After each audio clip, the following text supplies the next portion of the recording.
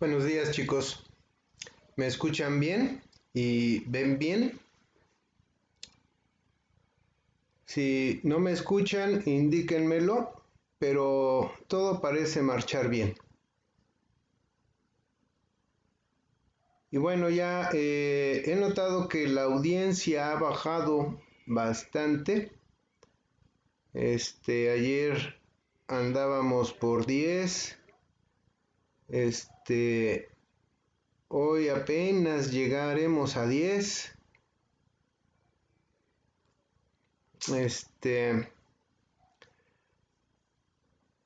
Bueno, vamos a continuar, aunque seamos poquitos.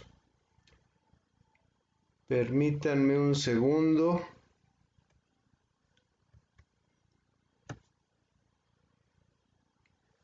Bien, chicos, vamos a platicar acerca de los sistemas de proximidad, en especial los sistemas capacitivos.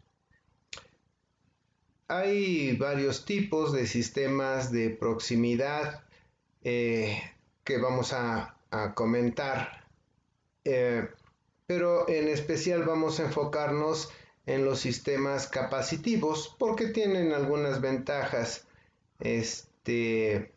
más que nada para el tipo de aplicaciones que podríamos hacer. Entonces, vamos a dar inicio con esta presentación. La proximidad. La mayoría de los sistemas robóticos generalmente se basan en sensores de proximidad de tipo óptico, inductivo, capacitivo, ultrasónico, magnético, para la detección de obstáculos o reconocer la presencia de un objeto cercano sin necesidad de contacto directo. La mayoría de los sensores de proximidad actualmente en uso son del tipo que requiera una unidad de transmisión de señal independiente y otra unidad receptora. Bien. Estos detectores de proximidad transmiten una señal eléctrica, reciben reflexiones de estas señales de algunos objetos cercanos y comparan algunas de las características de las señales transmitidas y recibidas con el fin de obtener información en cuanto a la proximidad del robot a la superficie reflectante. Ya que estos dispositivos requieren circuitos que transmitan, reciban y comparen, son relativamente complejos. La miniaturización de componentes mediante el uso de dispositivos activos de estado sólido y otras técnicas ha reducido el tamaño de estos sistemas, pero el número de componentes necesarios sigue afectando su costo y su fiabilidad. Por ejemplo, miren en esta tabla, es una tabla comparativa. Aquí vemos el tipo de sensor, que puede ser inductivo, por ejemplo. Su alcance anda por los 8 centímetros y los materiales que es capaz de detectar, pues son piezas metálicas. Y vaya, no importa la geometría de estas piezas. Que recuerden, estos sistemas de proximidad pueden ser tanto de uso industrial, una banda que esté transportando piezas metálicas o no metálicas para su posterior manufactura, o bien puede ser parte de un sistema robótico, por ejemplo, un detector de obstáculos o algo así, ¿verdad? De modo que su aplicación es amplia. Tenemos también sensores de tipo capacitivo que su rango de acción andará por los 6 centímetros, a veces un poquito más, a veces un poquito menos, según el tipo de sistema capacitivo utilizado. Los materiales detectados puede ser cualquier material, no necesariamente metálico. Y aquí no importa su geometría, ¿verdad? Tenemos otro tipo de sensor, el magnético, que este ronda por los 10 centímetros y es capaz de detectar piezas imantadas, ya sea que contengan un imán o que las hayamos magnetizado previamente. Y claro, no va a importar su geometría, porque va a detectar esta parte imantada de la pieza. Tenemos los ultrasónicos. Su alcance andará por alrededor de 15 metros, un poco más, un poco menos, según la naturaleza del sensor, y es capaz de detectar materiales de cualquier tipo, sin importar su naturaleza. Es decir, la idea es que la pieza refleje el haz ultrasónico, ¿verdad? Y lo refleje hacia el receptor ultrasónico. De modo que aquí sí ya empieza a tomar importancia la geometría de esta pieza. Permítanme. Ok. Tenemos los sensores fotoeléctricos. Su alcance pues es amplio, andará por los 200 metros y los materiales a detectar pues son piezas reflectantes, ¿verdad? Que reflejen el haz óptico. Y claro, aquí también puede importar su geometría. Bien. Permítanme un segundo, que es que me llegan mensajes, no sé si vaya a ser algo relativo a ahorita la sesión. No. Ok. Bien, vamos a platicar un poco más a fondo de cada uno de estos sensores. Los sensores inductivos son los más usados. Integran un circuito oscilante que genera un campo electromagnético. Cualquier pieza metálica que se aproxime a ellos será detectada al fluir una corriente de inducción en el objeto. La oscilación de excitación se atenuará y el sensor detectará esta variación en el estado de oscilación.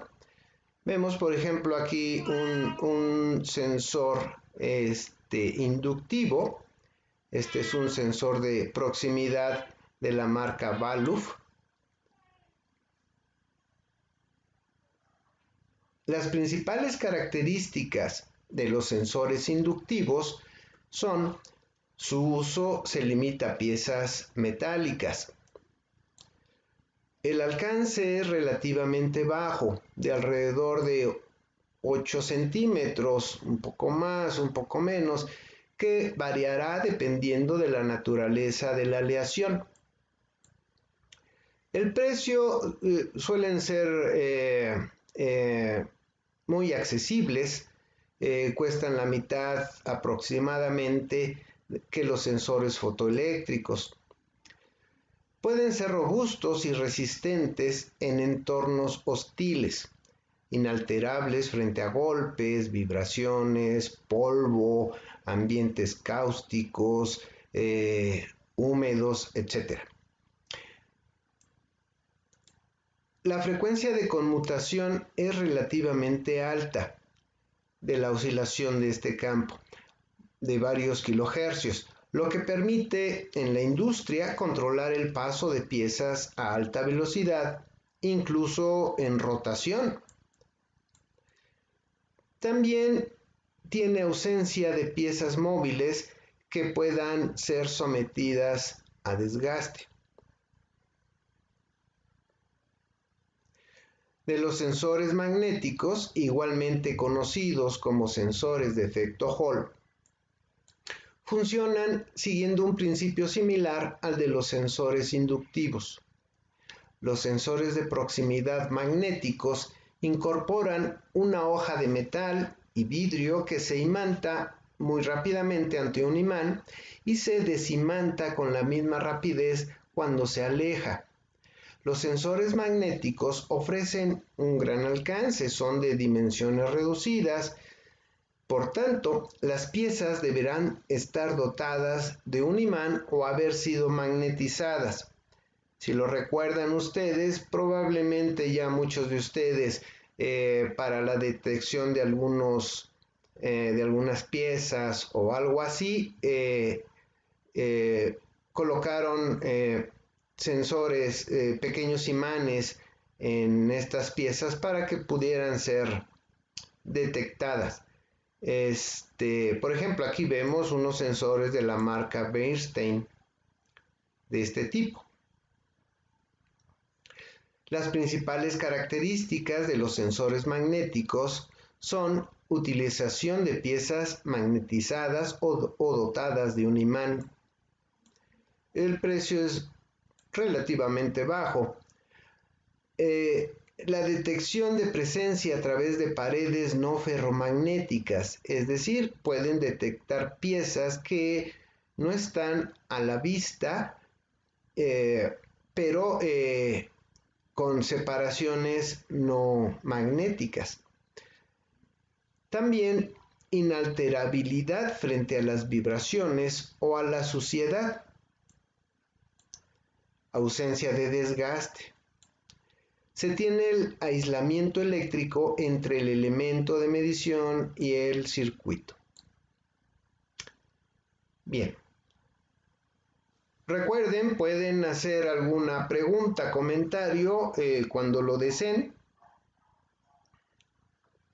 Permítanme tomar mi café.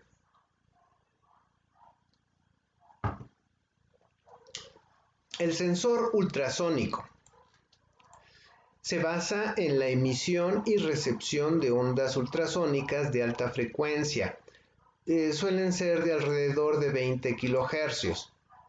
Claro que puede ser mejor, puede ser menor, ¿verdad? El reflejo de la onda permite detectar la presencia de una pieza o un obstáculo y medir la distancia a la que se encuentra a través del tiempo que tarda la onda en su recorrido de ida y vuelta, ¿verdad? Estos sensores ultrasónicos se pueden utilizar tanto en la detección directa como en conjunto con sensores fotoeléctricos. Vean, aquí tenemos un par de sensores de proximidad ultrasónicos. Estos son una marca llamada Microsonic. Entonces, la idea es que una unidad emite la señal ultrasónica y la otra recibe la reflexión de este haz ultrasónico. Las principales características de los sensores ultrasónicos son la detección de piezas de cualquier propiedad, de polvo, metal, sólido, líquido, vidrio, translúcido, plástico, cartón, madera, etc. Tiene un alcance de varios metros, alrededor de 15 metros, puede ser más, puede ser menos. Su alteración es reducida respecto al entorno. El tiempo de respuesta está limitado por la velocidad de propagación del sonido en su atmósfera. Su precio es relativamente alto. También puede tener alteraciones frente a corrientes de aire y a las variaciones de temperatura. es incapaz de detectar elementos absorbentes acústicos. Por ejemplo, algodón, espuma, etcétera. Y aparte, también tiene importancia la geometría de estos objetos. Ok. Permítanme. Bien, todo bien. Tenemos los sensores fotoeléctricos.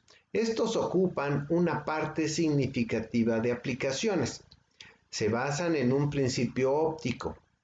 Detectan el objeto cuando el haz de luz se atenúa o interrumpe por el objeto que lo atraviesa. Existen diferentes modelos dependiendo del objeto que cruce el haz de luz y de la distancia de detección. Por ejemplo, aquí tenemos un emisor de haz óptico, de modo que emite el haz óptico y otra celda detectora está monitoreando ese haz de luz. Si un objeto cruza, pues este haz de luz se verá interrumpido y así como ustedes ya saben. Aquí vemos un sensor de la marca SICK, que por supuesto muchos de estos sensores ustedes ya los han armado en forma discreta, ¿verdad? Con sus LEDs y fototransistores y etcétera, así a nivel laboratorio. Las principales características de los sensores fotoeléctricos serían tipo de barrera, con transmisor y receptor separados. Tipo reflectivo, la luz emitida incide en el reflector y regresa al punto de origen.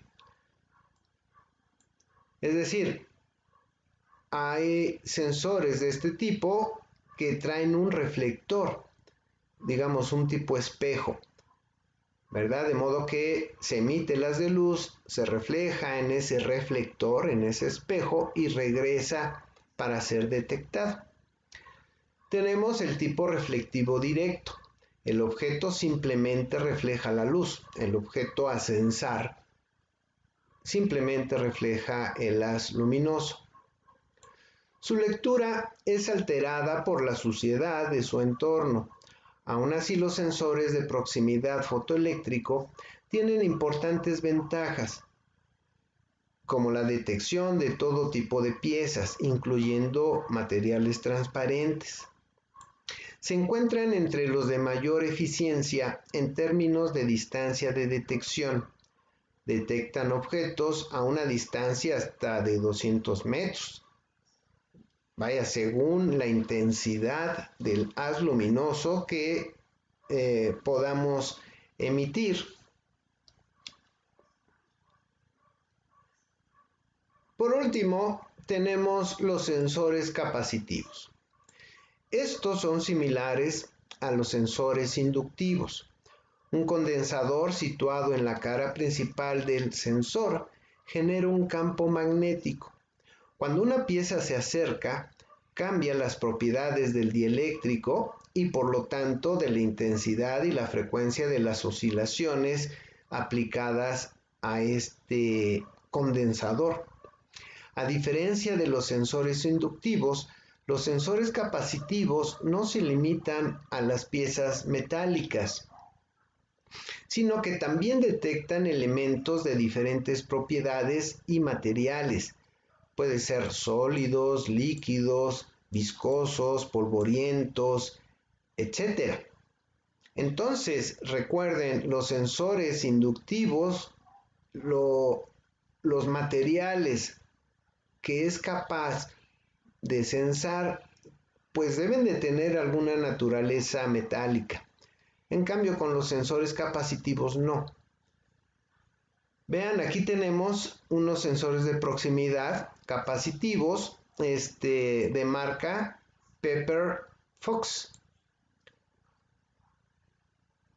Pero como vamos a ver en esta sesión, ustedes pueden construir los suyos y de repente hasta mejores.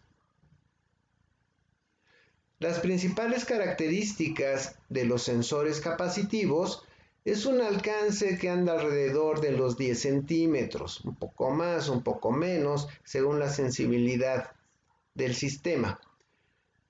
Son ligeramente más caros que los sensores inductivos.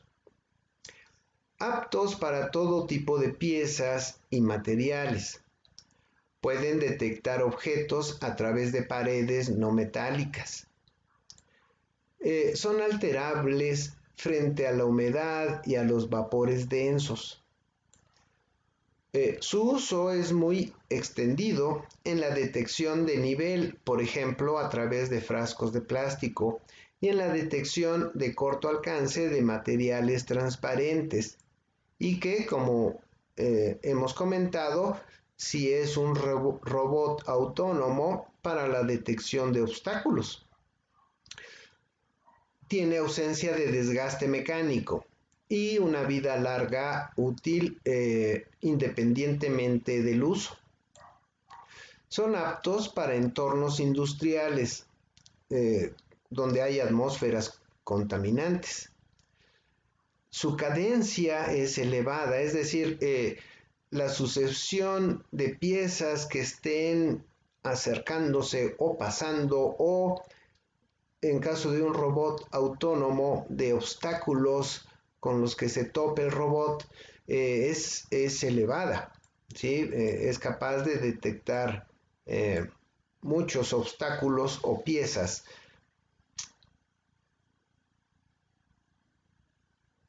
Bien, chicos, hasta aquí, si tienen alguna pregunta, por favor pueden hacerla, la comentamos.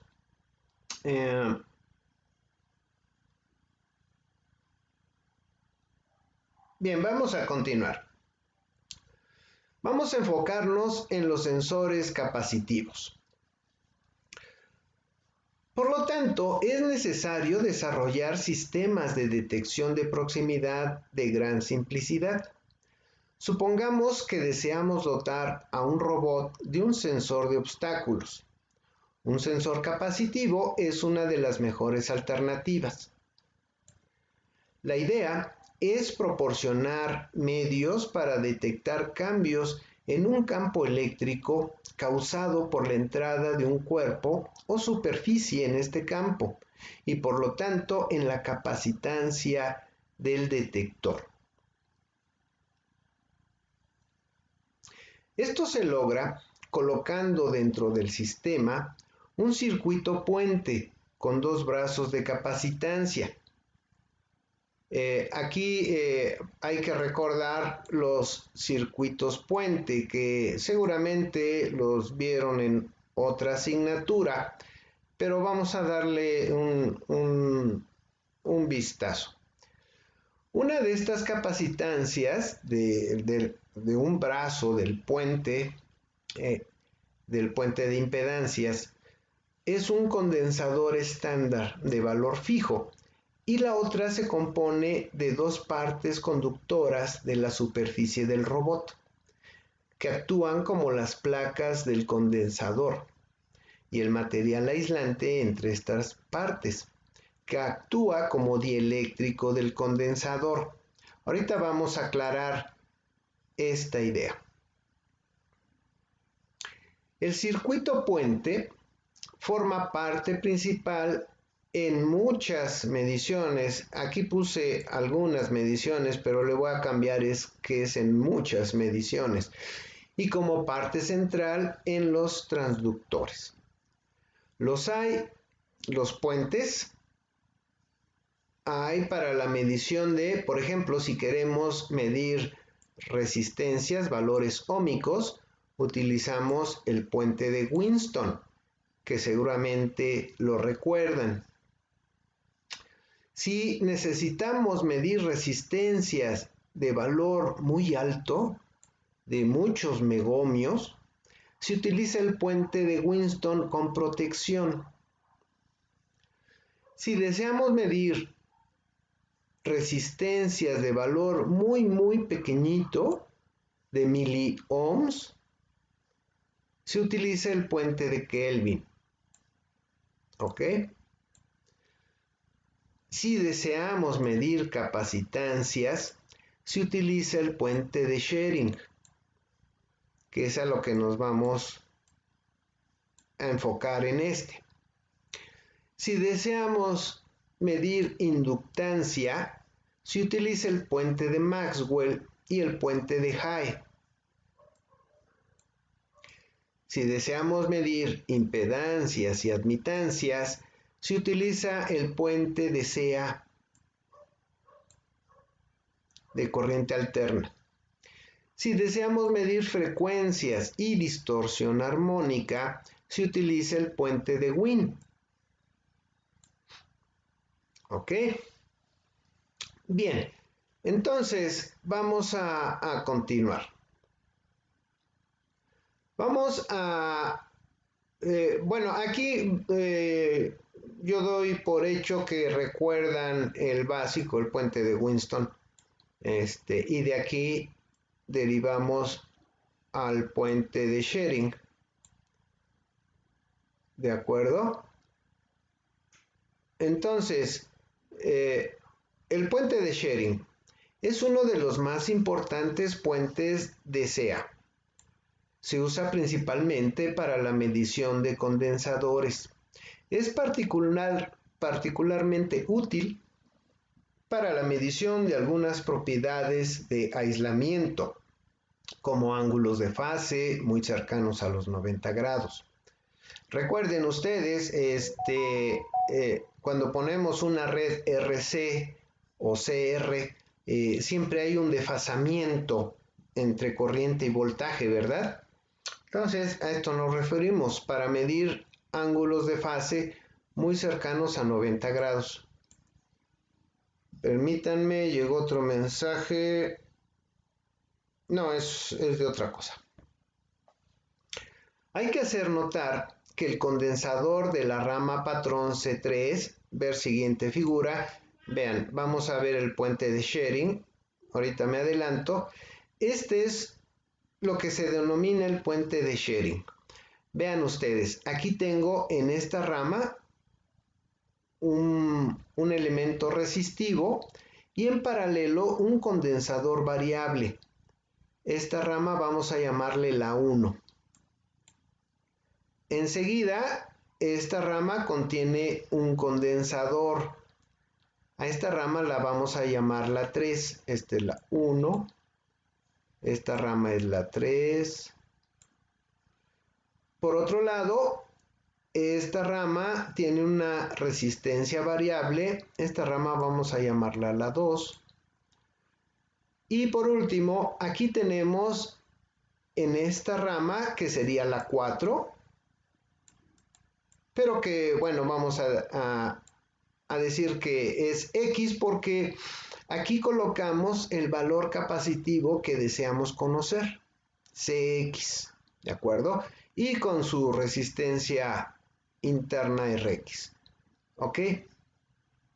Entonces, noten, es la misma estructura del puente de Winston, pero aquí ya tenemos impedancias, no tenemos inductancias, como sería en los casos de los puentes de Maxwell.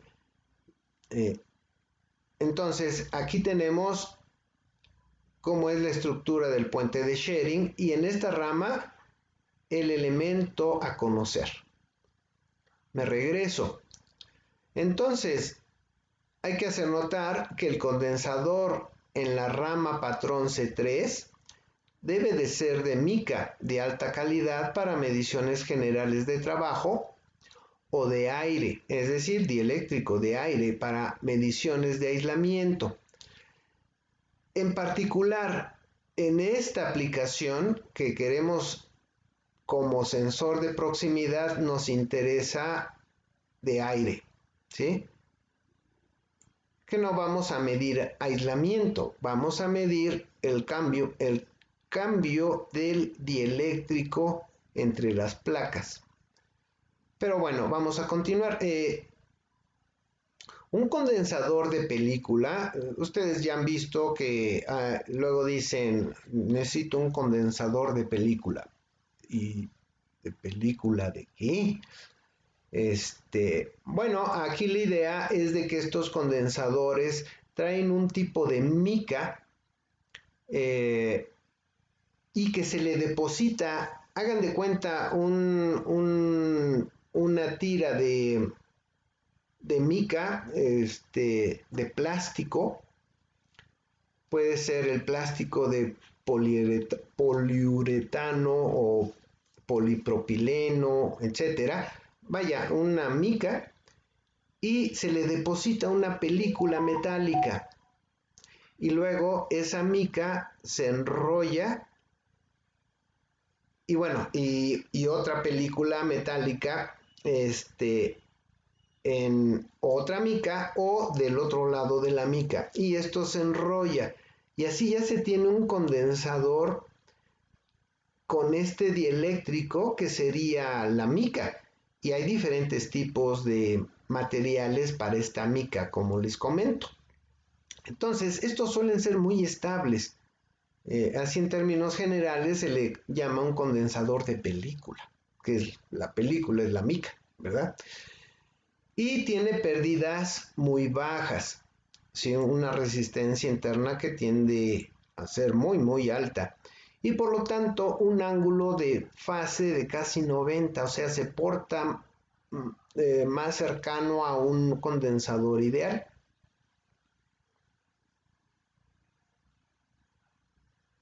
Bien, cuando se diseña con cuidado un condensador de aire, tiene un valor muy estable y un campo eléctrico muy pequeño.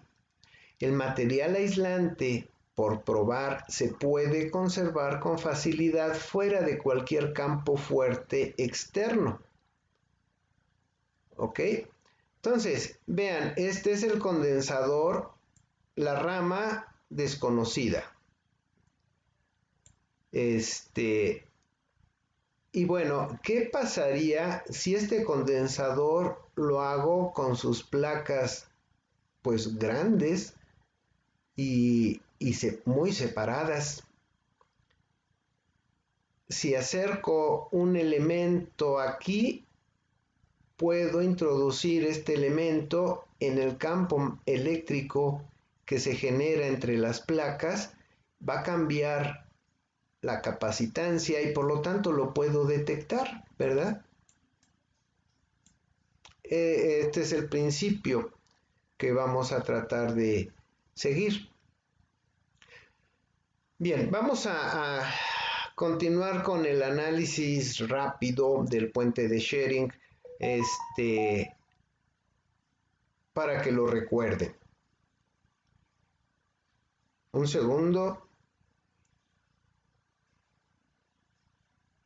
Bien. Cuando se diseña con cuidado, con este condensador de aire, el material aislante por probar se puede conservar con facilidad fuera de cualquier campo fuerte externo. Bien, vamos a continuar con esto. Las condiciones de equilibrio requieren que los ángulos de fase de las ramas 1 y 4 sean iguales a la suma de los ángulos 2 y 3, por lo que en la rama 1 es necesario un ángulo de fase pequeño, conectando un condensador C1 de valor pequeño en paralelo a R1. Estoy percibiendo algunos signos de interrogación en varios de ustedes, como diciendo, ¿de qué me está hablando?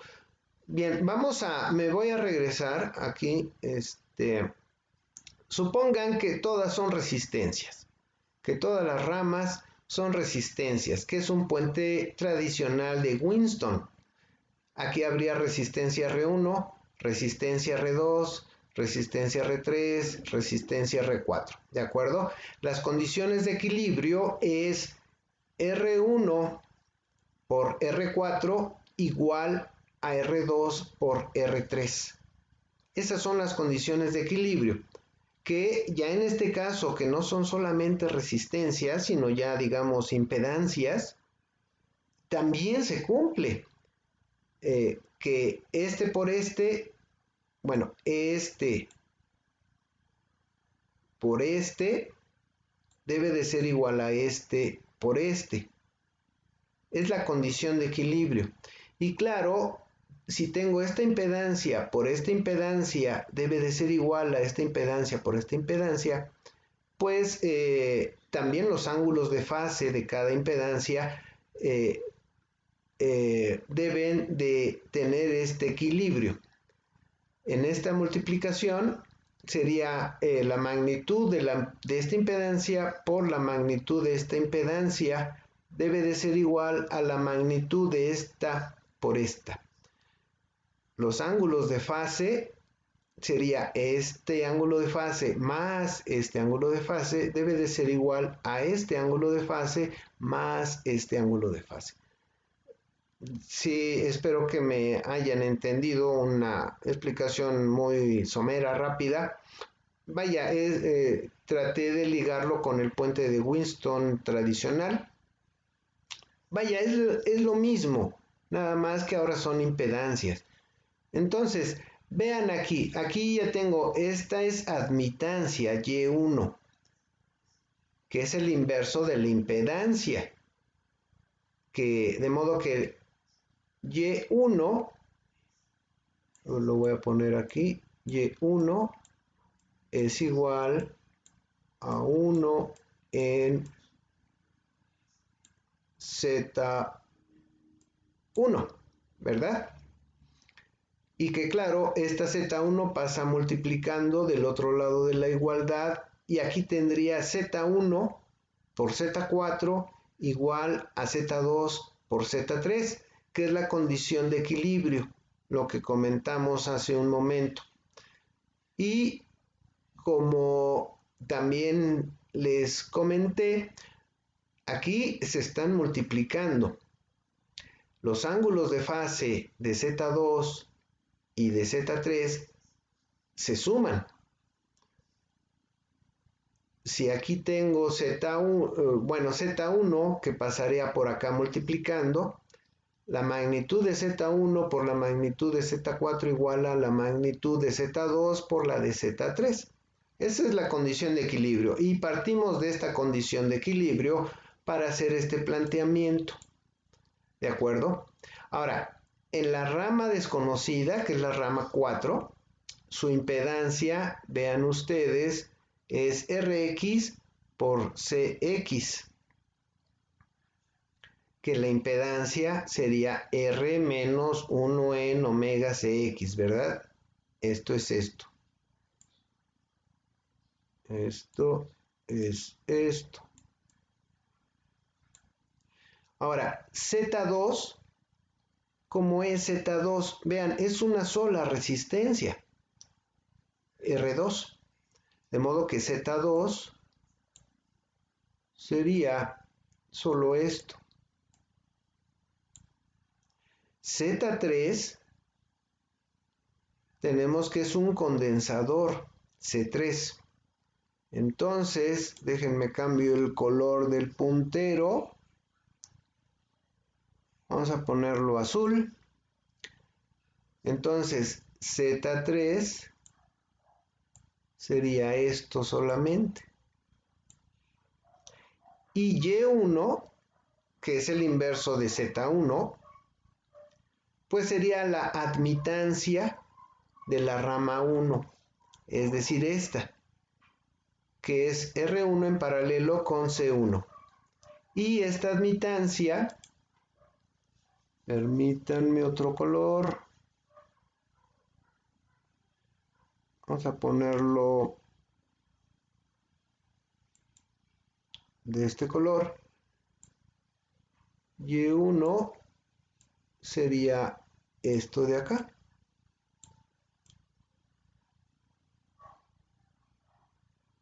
¿Verdad? Y bueno, aquí es un trabajo de álgebra, de modo que al igualar los términos reales e imaginarios, obtenemos estas relaciones Rx igual a R2 por C1 entre C3 y Cx, la capacitancia desconocida, igual a C3 por R1 entre R2. ¿Ok? Esto es lo básico del puente de Schrödinger para poder conocer alguna capacitancia desconocida. Que básicamente al elaborar un sistema de proximidad capacitivo hay que seguir estas sencillas relaciones. Por otro lado, es bien sabido que la capacitancia entre dos placas conductoras aisladas es determinada por la configuración del campo eléctrico entre estas dos placas, y la configuración de este campo se ve afectada por la geometría y las propiedades eléctricas de cualquier material dentro del campo. Entonces, algún material que esté dentro del campo eléctrico entre las dos placas va a hacer cambiar la capacitancia, y no tiene que ser metálico ese elemento que se interne en el campo eléctrico de las placas. Puede ser de otro material, no magnético también. Con el fin de maximizar la distancia entre nuestro robot y el cuerpo cuya proximidad queremos detectar, sensibilidad de rango lo llamaríamos, el campo eléctrico debería franjear o bombearse en el espacio alejado del chasis del robot. Es decir, que si yo tengo aquí mi robot, hagan de cuenta, este es mi robot con sus rueditas,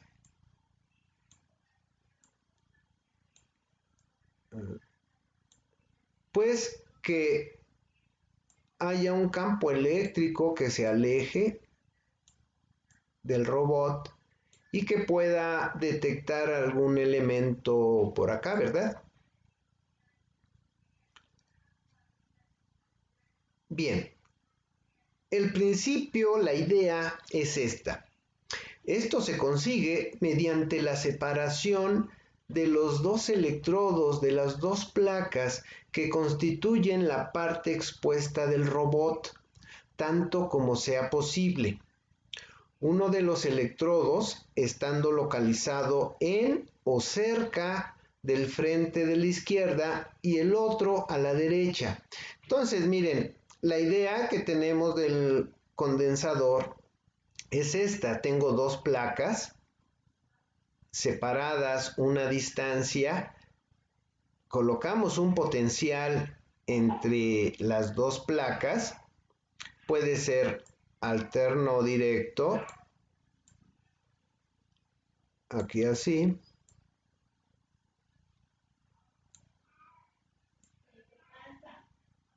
y tenemos este campo eléctrico que se genera entre las dos placas. Como les comento, este campo va a ser en esta sola configuración si esta fuente es de corriente directa, o bien si es oscilante, pues va a estar cambiando la dirección del campo eléctrico entre las placas. Si yo empiezo a separar estas placas, hagan de cuenta ahora sí, el campo eléctrico se empieza a bombear de esta forma. E inclusive si pongo las placas de esta forma, vean cómo se bombea el campo eléctrico, ¿verdad? Entonces, aquí la idea es, hagan de cuenta, pongo una placa como la defensa, vamos a suponer que el robot es un carrito, ¿sí? Puede ser que en el frente del carrito del lado izquierdo ponga una placa así y del lado derecho del carrito la otra placa y se va a generar este campo eléctrico de esta forma tan particular. Si hay algún objeto por aquí, un obstáculo, por ejemplo, y puede ser una pieza de plástico, puede ser metálico, puede ser prácticamente cualquier material, este campo eléctrico va a cambiar y vamos a detectar aquí el cambio de capacitancia. ¿Sí entienden el principio que se busca? Bien.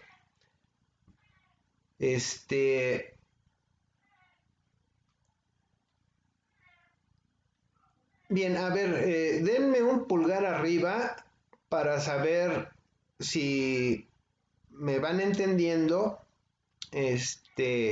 si todo va bien.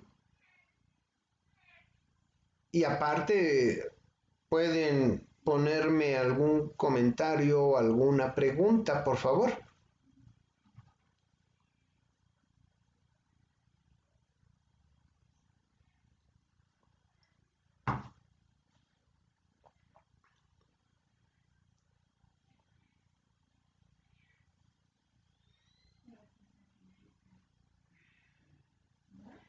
Ok, bien, parece que todo marcha muy bien.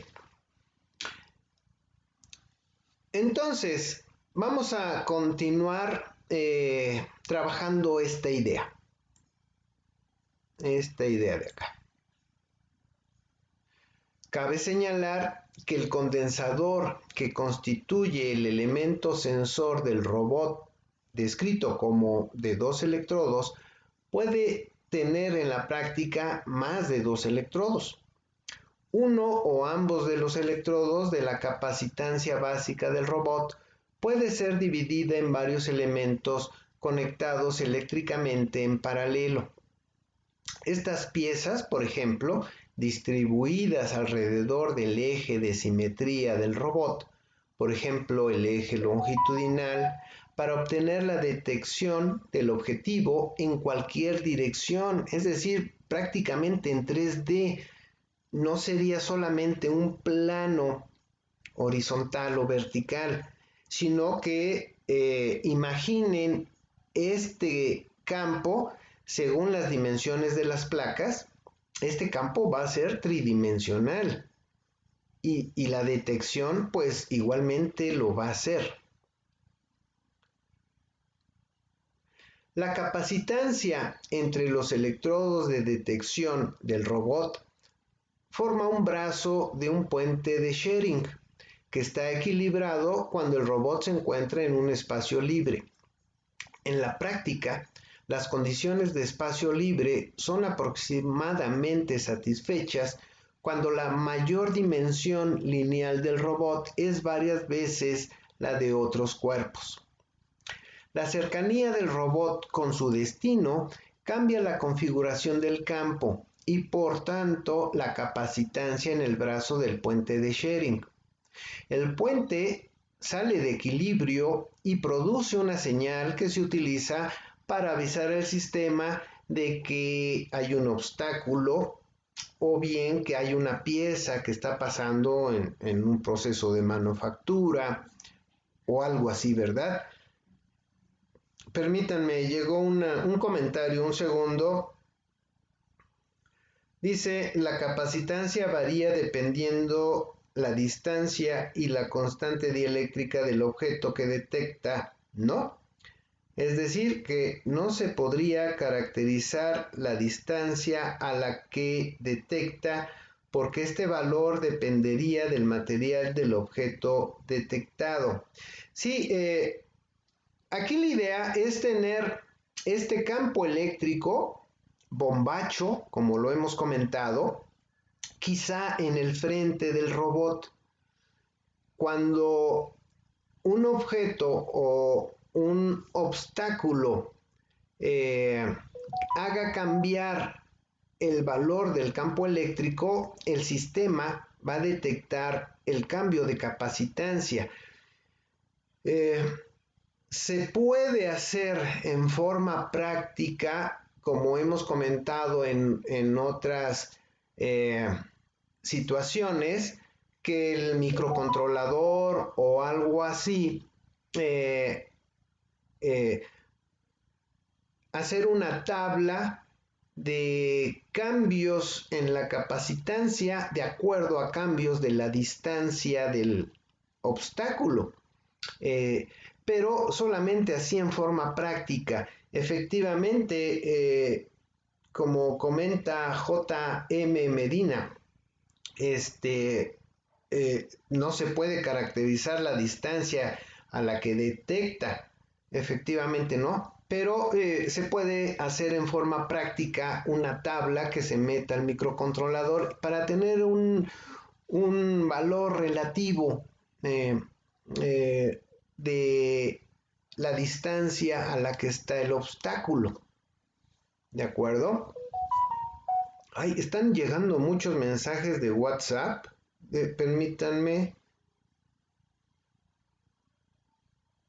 Bueno, luego los reviso, pero no es relativo a esta sesión. Pero sí, efectivamente, la capacitancia va a variar, pero va a ser, no nos va a dar una distancia precisa del obstáculo o del objeto que se tenga cerca, ¿verdad? Bien, no sé si con esto quedó contestada la pregunta, si no, reformúlala o alguien más que desea abundar en esto. Pero vamos a continuar y yo creo el sistema que vamos a revisar adelante, yo creo les va a gustar mucho porque es un sistema, como diríamos, bueno, bonito y barato. Bien. El robot a lo más irradia muy poca energía electromagnética, ya que opera en las frecuencias de audio o de baja radiofrecuencia y se basa para su acción en el campo eléctrico que es cuasi estacionario, vaya, es un campo eléctrico, no magnético, y prácticamente se puede hacer que esté inmutable. ¿Sí? Por ejemplo, se puede hacer con una fuente de excitación del puente de sharing de una fuente de CD, por ejemplo. El robot, siendo esencialmente no radiante, que no radia señal electromagnética, es altamente inmune a las variaciones electrónicas convencionales y utiliza muy poca energía. En consecuencia, su radio de acción es bastante limitado, siendo del orden de la mayor dimensión del robot que sostiene el sensor, como comentábamos en las primeras diapositivas, pues de unos 6-10 centímetros de alcance. Bien, vean, por ejemplo, aquí hay un ejemplo. Hagan de cuenta que esta esfera es nuestro robot, pero este hemisferio de la esfera es metálica y esta parte es aislante. Esto es aislante. Y esta otra esfera, otro casquete, es metálico. De modo que estos dos electrodos metálicos son, en este ejemplo, las placas del condensador. De modo que al excitar las placas del condensador, se va a generar este campo eléctrico. Déjenme cambio el color. Se genera este campo eléctrico de placa a placa, de esta forma. Aquí el ratón me hace cosas extrañas, pero no crean, esto no va. no hay un campo eléctrico que haga así. Igual del otro lado, vaya, imaginen este campo eléctrico, estas líneas de campo eléctrico, por toda la superficie de los electrodos y en forma tridimensional, ¿de acuerdo? Y que bueno, este robotito pudiera tener rueditas, pudiera ser un pequeño dron, de modo que estuviera volando, en fin, ya su imaginación es el límite. Entonces, ya en forma interna, hagan de cuenta, hacemos un corte transversal de nuestro robotito y la idea es que dentro tenga, pues, a lo que nos estamos enfocando ahorita, el puente de sharing, ¿verdad? Vean, estas son dos ramas del puente, otra rama del puente, y de aquí se conecta nuestro puente de sharing a esta última rama que serían los electrodos de mi robotito, ¿verdad? Esto es aislante y esto es aislante y que por supuesto hace un condensador equivalente aquí. Ok.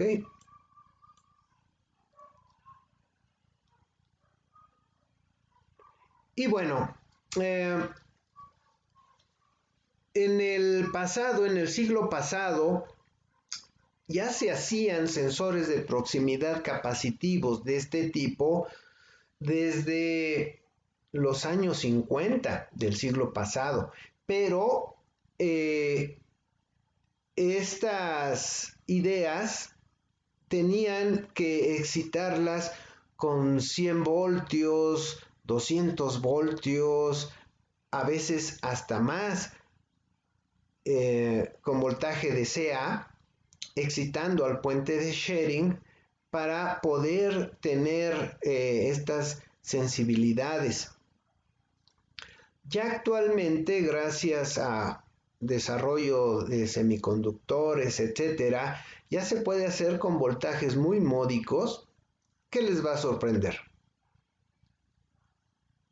En el mercado existen varias soluciones para la implementación de sensores de proximidad capacitivo que el diseñador puede hacer a la medida de su sistema y que ya contemplan las consideraciones que hemos hecho.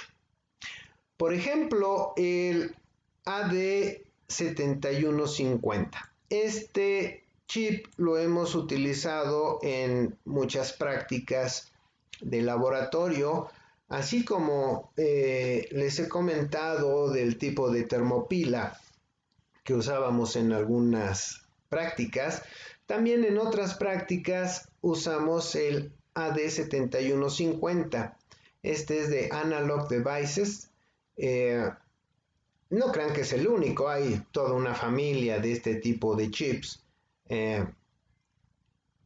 Y que bueno, antiguamente, hace unos años todavía, una de las prácticas que les dejaba era hacer el carrito,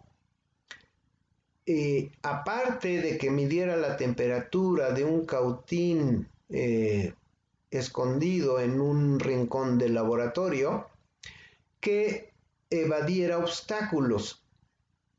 Entonces el carrito detectaba un obstáculo y le daba la vuelta al obstáculo para continuar su búsqueda de ese punto radiante infrarrojo en algún lugar del laboratorio. El sensor de proximidad utilizado era el AD7150, el cual ofrece una solución completa de procesamiento de señal para sensores de proximidad capacitivo, ofreciendo un convertidor de potencia ultra bajo, con un tiempo de respuesta muy aceptable, muy rápido, como lo vamos a ver enseguida. Déjenme ver la hora porque luego se me va el avión. El AD7150 de Analog Devices utiliza tecnología de capacitancia digital que combina características importantes para la interfaz con sensores reales tales como la sensibilidad de entrada alta y una alta tolerancia tanto de entrada de capacitancia parásita de tierra y la corriente de fuga. Vean, aquí tenemos el chip, es de 10 patitas, tiene comunicación y cuadrada C.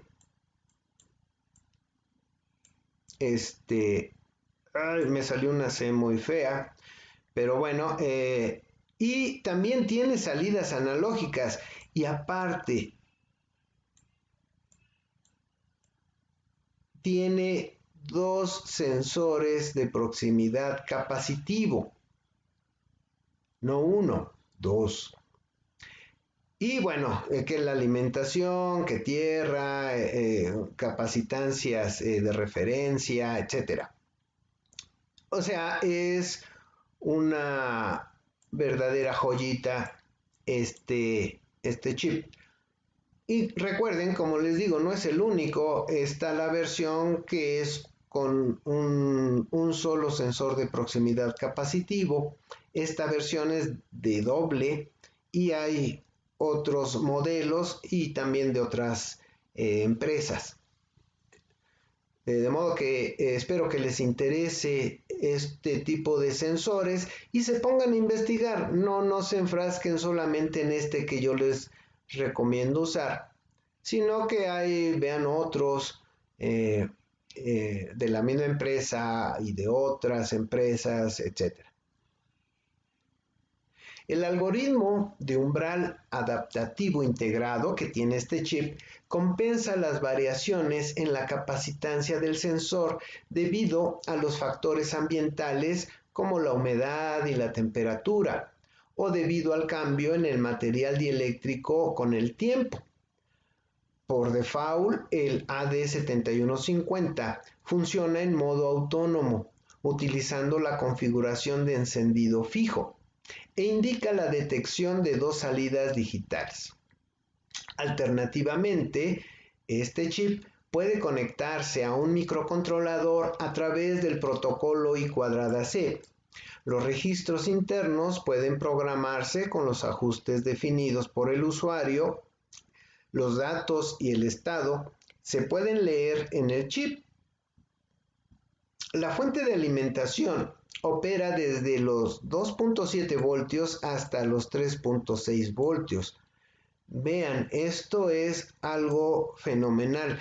Bueno, probablemente porque yo llegué a toparme con sistemas de este tipo y había que alimentarlos con 100 voltios alternos y ya que uno ve cómo han abatido los voltajes de trabajo, es algo sorprendente. Vean, aquí está una configuración en las aplicaciones típicas que da el fabricante de esta forma. Aquí tengo un capacitor desensado y el segundo, ¿verdad? De modo que permítanme ponerles aquí, déjenme borro esto, color de lápiz, así.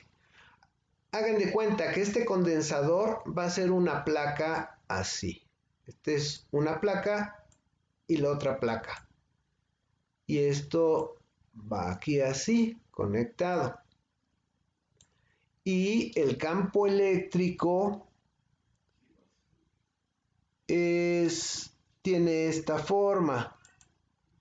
De modo que el campo eléctrico iría de aquí a acá, de aquí a acá, de aquí a acá. Y podríamos tener algún obstáculo. Voy a ponerle de este color. Que aquí pudiera haber algún obstáculo. Entonces, como este obstáculo modifica el campo eléctrico entre las dos placas del condensador, el sistema va a detectar el cambio de capacitancia y nos lo va a hacer saber a través de su salida. O bien, si tenemos un microcontrolador por acá, todo se comunica por I²C y ya el algoritmo va a saber de la presencia de un obstáculo. Y claro, de la misma forma con este otro sensor.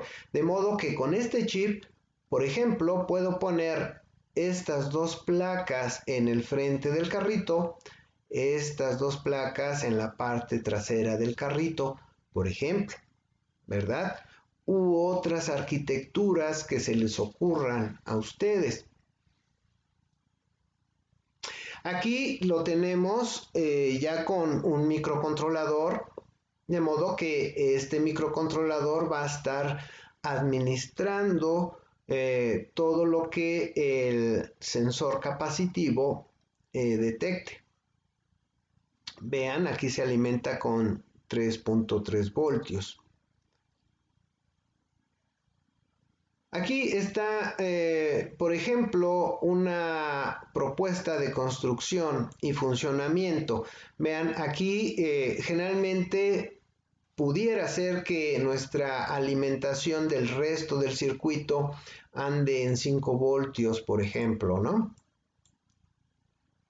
Entonces, pues es de poner un pequeño regulador de 3.3 voltios para que alimente ya a mi sensor capacitivo. Y vean, ellos proponen estos filtros, fíjense, son RC, aquí uno, enseguida otro, aquí otro, y aquí lo mismo en la otra rama, para disminuir, digamos, los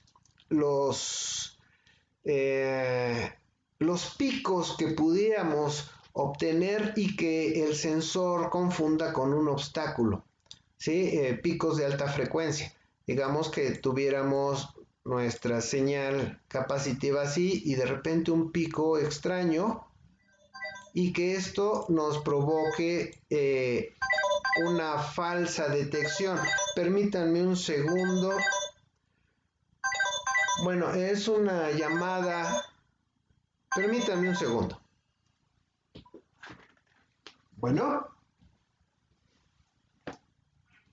Buenos días.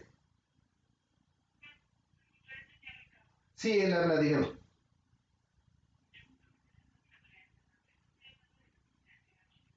Ah, mire, discúlpeme, estoy en una clase. Discúlpeme, no la puedo atender. Muchas gracias, ¿eh?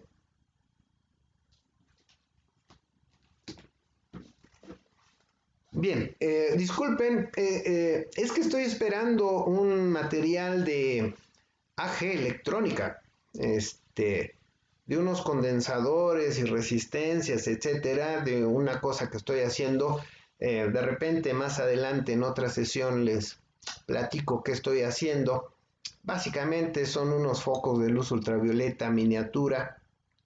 Este, eh, Hicimos una caja de cartón con papel aluminio tapizada por dentro y la idea es poner focos de luz ultravioleta para meter cosas a desinfectar y cerrar la caja porque también se genera ozono, etcétera, etcétera, etcétera.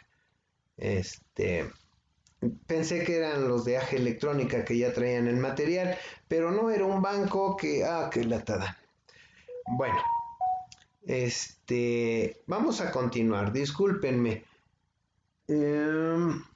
Entonces, aquí tenemos nuestro sensor y vean, tengo esta salida. Déjenme cambio el color del puntero. Ahora rojo. Tengo la salida 1 y la salida 2. Porque como les comento, este es doble. Tengo un sensor aquí y otro sensor acá. y puedo poner algunos transistores, pueden ser aquí operacionales, ya como ustedes lo vean más conveniente, para ya tener las salidas analógicas de detección capacitiva. Entonces, miren, por ejemplo, aquí está este video. Déjenme, pongo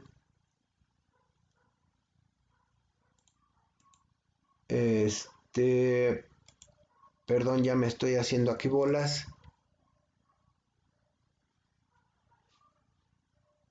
Este circuito ya que armamos una vez en el laboratorio,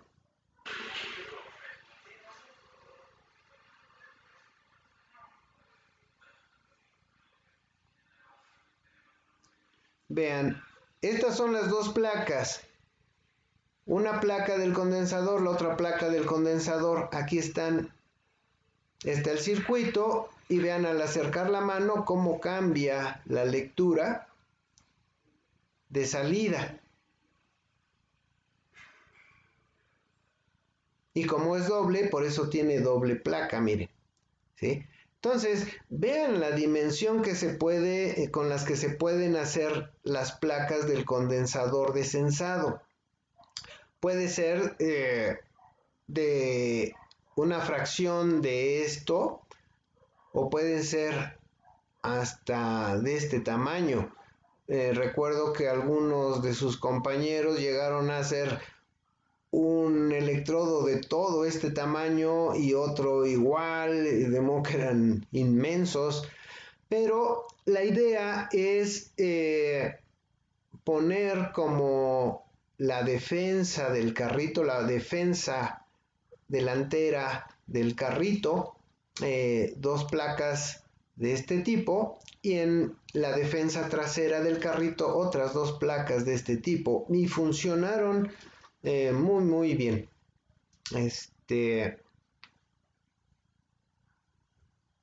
Bien, eso es todo por hoy, chicos.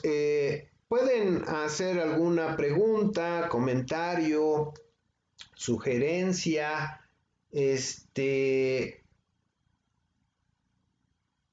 y si no, denme un pulgar arriba para ver que no estén dormidos. Y bueno, he notado que ya la audiencia es muy baja, ya son como 10. Ya por WhatsApp vamos a ver la pertinencia de si continuamos o no, porque ya los veo como que están desanimados.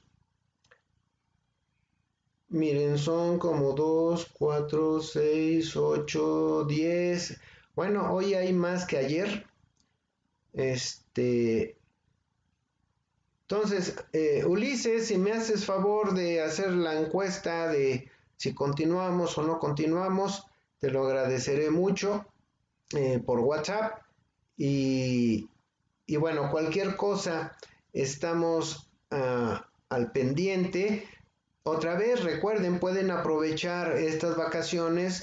Ya saben construir un sistema con una termopila, ya saben construir un sistema de proximidad capacitivo, y vaya, saben hacer pues ya bastantes cosas, de modo que pueden idear un sistema nuevo, diferente, y por qué no, si es posible, si pueden pedir las cosas por paquetería, ir juntando todo lo necesario para que eventualmente ya en el laboratorio puedan armar esas grandes ideas. ¿De acuerdo? Bien, chicos, pues aquí le dejamos. Vamos a ver el resultado de esta encuesta y más adelante, en un ratito más, subo este video a YouTube y les paso las diapositivas de PowerPoint por WhatsApp. Muchas gracias, chicos. Cuídense, ayuden en la casa y nos estamos viendo.